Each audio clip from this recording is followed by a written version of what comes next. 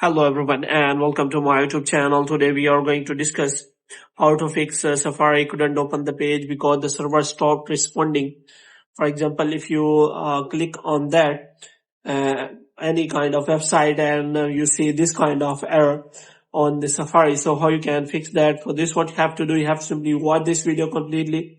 So without wasting any time, let's start the video. So first of all, what you have to do, you have to simply close the Safari, and here what you have to do next is you have to simply check whether you are connected to a proper Wi-Fi or internet connection. So for this, what you have to do, you have to simply turn on the airplane mode for some seconds. And after that, you have to simply turn it off again. So this will restart your Wi-Fi or internet connection. And the next thing you have to do is you have to simply turn on the settings. And after that, what you have to do, you have to scroll it down until you find the option of general. So here what you have to do, you have to scroll it down until you find the option of transfer or reset iPhone. So here you have to simply click on reset, and you have to simply reset all of your network setting.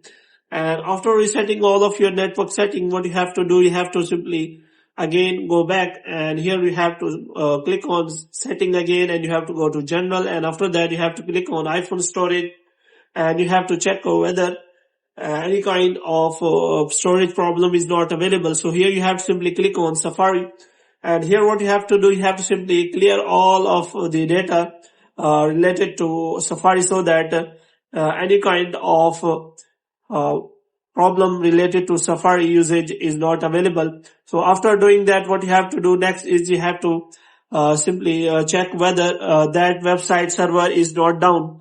So what you can do is you can simply open the Safari again, and you have to try to search for another website. If the problem is only to that website, then you have to simply wait for some time so that that problem can be solved. If the problem is occurring into all websites, then what you have to do, you have to simply restart your iPhone, and you have to check your internet connection again so that it is working properly. So hope you have liked this video. If you get more videos like these, you can subscribe our channel.